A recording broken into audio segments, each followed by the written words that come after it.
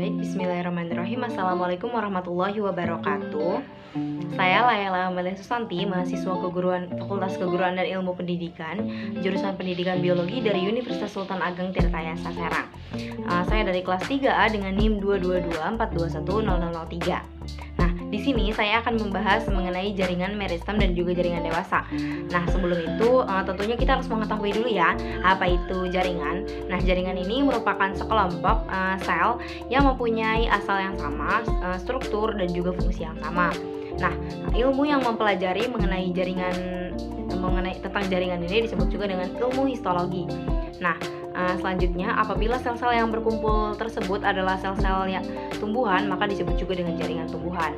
Nah, pengertian jaringan ini kadang dikacaukan dengan oleh adanya kumpulan sel-sel yang masing-masing selnya itu masih aktif dalam proses hidupnya, seperti masih aktif membelah, masih aktif dalam pengambilan zat-zat makanan, masih aktif dalam berfotosintesis, masih aktif dalam mengadakan metabolisme, serta masih berkembang biak, sehingga akan adanya individu-individu yang mengumpul.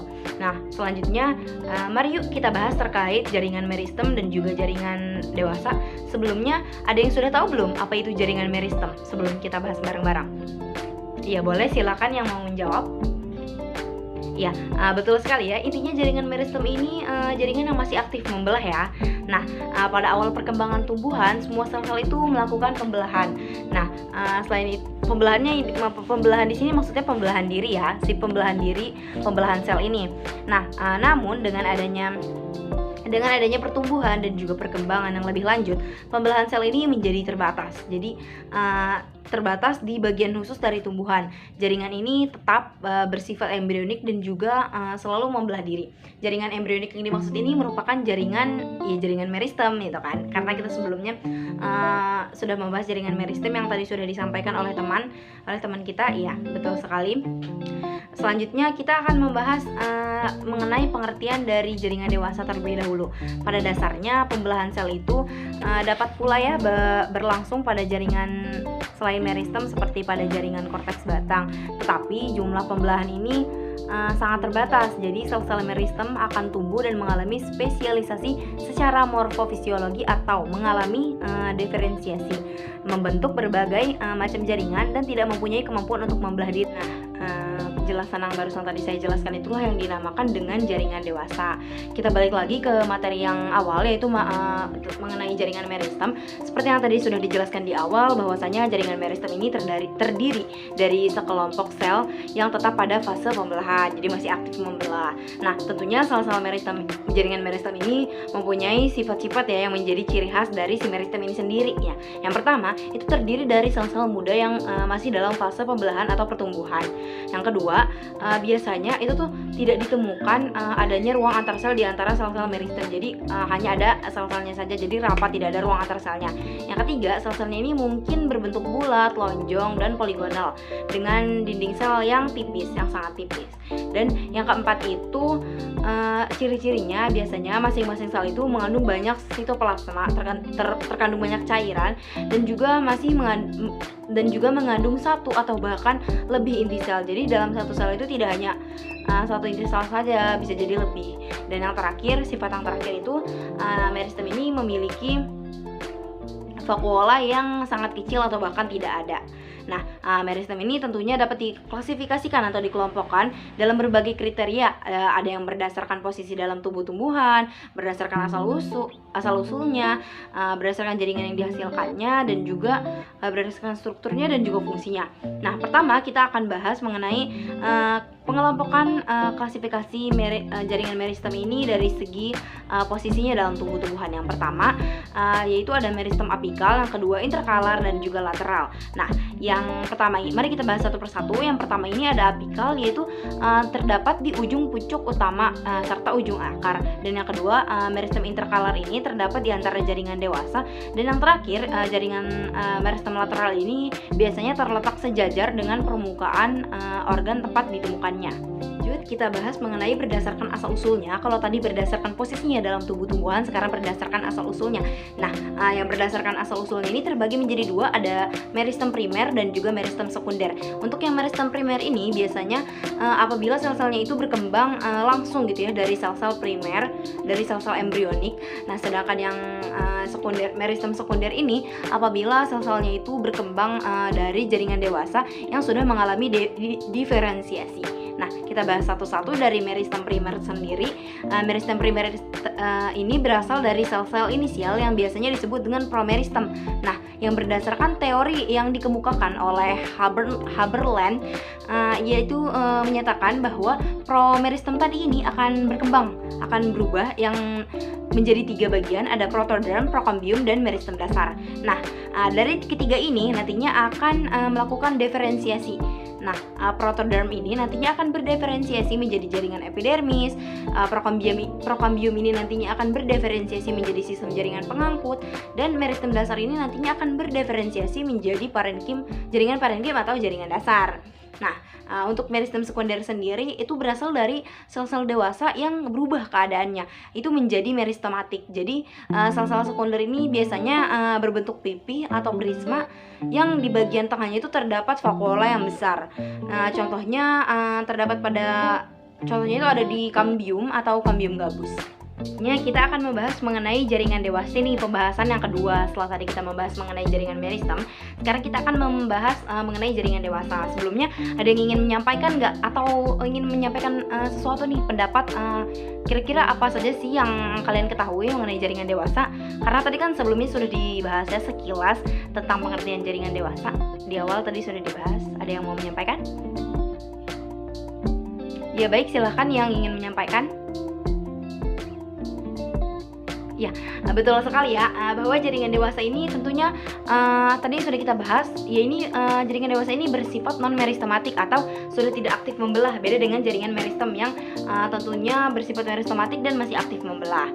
Nah, tadi kan kita sudah membahas bahwa jaringan meristem ini terdapat sifat atau ciri-ciri yang menjadi ciri khas gitu ya dari jaringan meristem. Nah, tentunya jaringan dewasa pun memiliki sifat dan ciri-ciri yang khas dari jaringan dewasa ini sendiri. Nah, sifat-sifatnya yang pertama ini tidak mempunyai aktivitas untuk memperbanyak diri, jadi sudah tidak aktif membelah diri.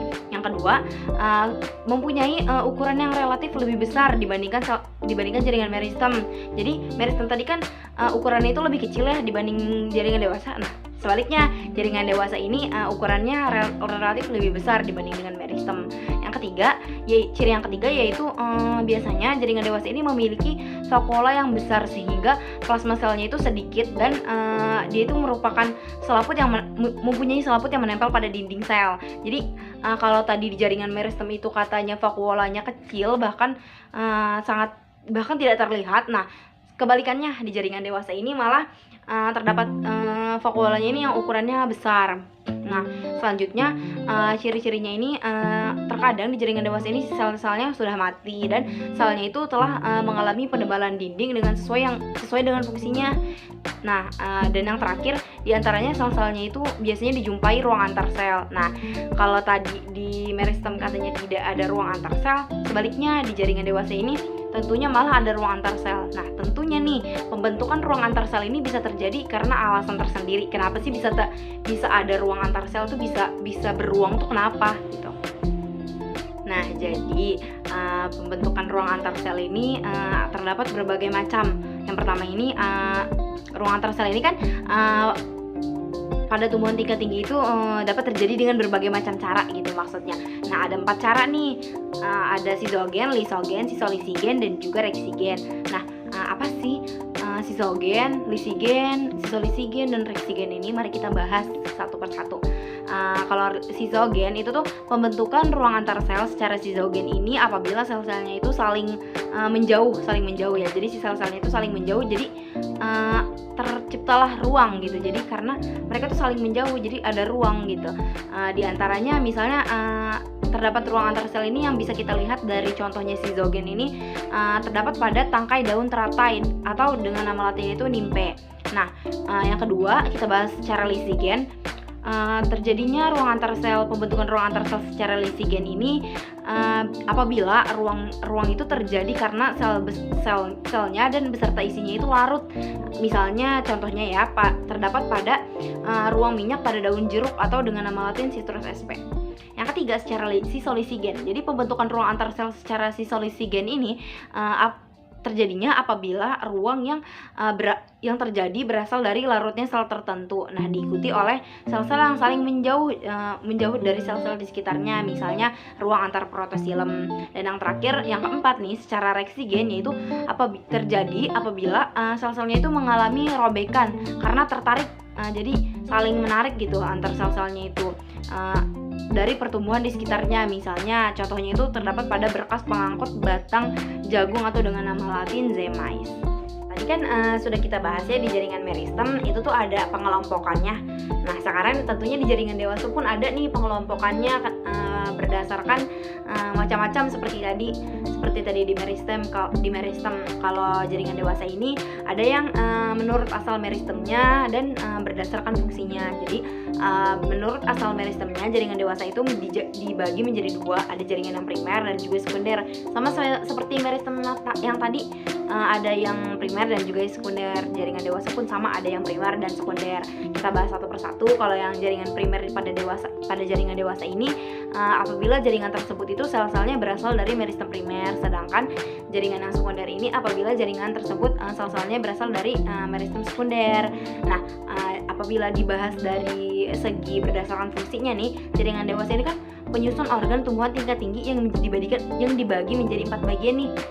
Yang berdasarkan fungsinya ini itu ada 4. Yang pertama, jaringan pelindung atau yang biasa kita kenal dengan jaringan epidermis. Sebagai pelindung biasanya terdapat di bagian paling atas. Nah, yang kedua ada jaringan dasar atau parenkim, dan yang ketiga itu jaringan penguat atau penyokong atau yang biasa kita kenal dengan jaringan stereom, dan yang terakhir itu jaringan pengangkut atau yang biasa kita ketahui dengan jaringan vaskuler. Nah, itu dia materi yang kita bahas hari ini. Semoga dapat bermanfaat bagi kita semua. Kurang lebihnya mohon maaf. Wassalamualaikum warahmatullahi wabarakatuh. Terima kasih sudah menyaksikan.